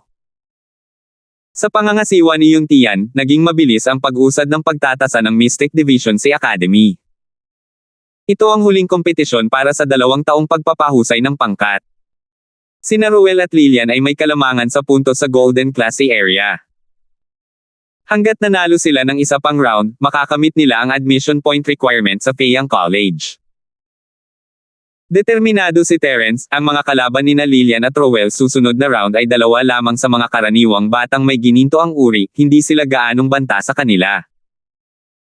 Basta't normal lang ang kanilang pagganap, kayang-kaya nilang 2 na agad patayin ang kanilang kalaban anumang oras.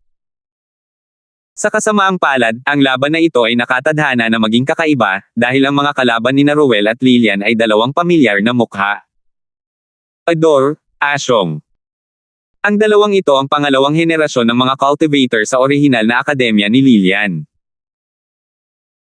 Dahil sa proteksyon ng mga nakatatanda sa kanilang mga pamilya, sapat na mapagkukunan, at maayos na paglalakbay, napabuti nila ang kanilang lakas, at si Lillian ay dating kanilang laruan. Kung hindi si Lillian yan. Ang tagal nating hindi nagkita, mas lalo ka pang gumanda. Walang pakundangang sumipol si Adore, habang may malaswang ngiti sa gilid ng kanyang labi. Hindi ako makapaniwala na ikaw ang magiging numero 1 sa Golden Classy area, pero ngayong nakita ng harapan, ikaw talaga yan. Hindi na sayang ang pangungulila ko sa'yo. Ang magandang mukha ni Lillian ay kasing putla ng isang papel. Nang makita niya sina Adore at Ashong, mayroon na siyang masamang kutob, at nagkatotoo ang resulta. Ang madilim na nakaraan na gusto niyang kalimutan at putulin ay nabunyag na ngayon sa liwanag ng araw dahil sa paglitaw nina Adore at Ashong.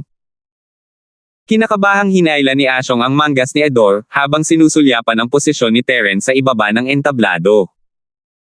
Kilalang-kilala nilang 2 ang pinagmulan ni Terence, at ang pag-udyok kay Lillian ay para lamang manalo sa labanang ito. Gamat may espesyal na pagtrato ang Morningstar Mystic Academy sa pagtanggap ng mga estudyante mula sa Morningstar Yellow Academy, kailangan pa rin nila ng sapat na puntos para matanggap ang mga nangungunang estudyante. Hindi nila tatanggapin ang lahat. Ang mga hindi nakaabot sa mga kinakailangan ay ibabalik pa rin sa lugar ng Yellow Classy para muling magsaka. Maswerte sina Adore at Ashong. Hindi sila nakatagpo ng malalakas na kalaban hanggang sa pinakamahalagang laban. Si Lillian iyon, ang pinakamalakas na kombinasyon ng rehiyon ng Yellow Sea. Sa ilalim ng normal na mga pangyayari, alam ni Adore at Ashong na wala silang kalaban-laban kina Rowell at Lillian, kaya naman mayroon silang masasamang iniisip. Kumunat ang noo ni Terence. Wala siyang maalala tungkol sa 2 taong ito, pero alam niya kung anong klaseng tao sila base sa tono ng kanilang pananalita. Kahit alam ng lahat ang nakaraan ni Lillian, magkakaroon pa rin ito ng epekto kung mabubunyag siya sa harap nila.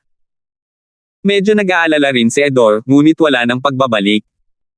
Dahil napagdesisyonan na niya na gawin ito, wala nang dahilan para huminto siya sa kalagitnaan. Dahan-daang tinapik ang mga daliri ni Asyong, pinanatili ni Ador ang kanyang nakakainis na ngiti at sinabing, Lilian, gaya ng kasabihan, isang araw bilang mag-asawa, 100 araw bilang mag-asawa, at 100 araw na kasing lalim ng dagat. Malalim ang nararamdaman namin ni Asyong para sa iyo, may lakas ba ng loob mo na saktan kami? Nanginig ng ilang beses ang katawan ni Lilian at muntik nang matamba sa lupa. Kahit na may paninindigan si Lilian, muntik na siyang matamba dahil sa hiya sa harap ng napakaraming tao, lalo na sa harap ni na Rowell. Ang madilim na nakaraan ay parang tinak sa puso ni Lilian. Ngayong paulit-ulit na sinaksak ang tinek na ito, puno ng butas at dugo ang kanyang puso. Ang mukha ni Terence ay kasing lamig ng yelo, at may bahid ng pagnanais na pumatay sa kanyang mga mata. Sawang-sawa na ba sa buhay ang dalawang ugok na ito? Hindi mo ba alam na sina Rowell at Lilian ay mga kababayan ko? Isang paaralang pangklase ng Morningstar Mystic, napakalakas ng suporta. Akala ba talaga nila walang maglalakas loob na hawakan sila? Nanlamig din ang mukha ni Rowell, ngunit hindi siya nag-init. Sa halip, inabot niya ang kamay ni Lilian at dinama ang malamig na temperatura ng palad nito. Huwag kang matakot, nandito ako. Mahina at malumanay siyang nagsalita na parang tubig. Kabaligtaran iyon ng ekspresyon sa kanyang mukha. Ang 5 salitang ito lamang ang nagpainit sa puso ni Lilian, at agad na nabasa ang kanyang mga mata. Nako, nakalimutan mo na pala ang dati mong minamahal matapos kang magkaroon ng bago. Maaari kayang pakiramdam mo ay hindi sapat ang pagtulong naming magkakapatid sa iyo, kaya gusto mo pang maghanap ng ilan pang mangingibig. Ngumiti si Ador nang may panunuya habang patuloy siyang nagsasabi ng mga nakakahiyang salita na alam ng lahat ng lalaki. Salamat po at sinamahan ninyo ako, ingat lagi mga master.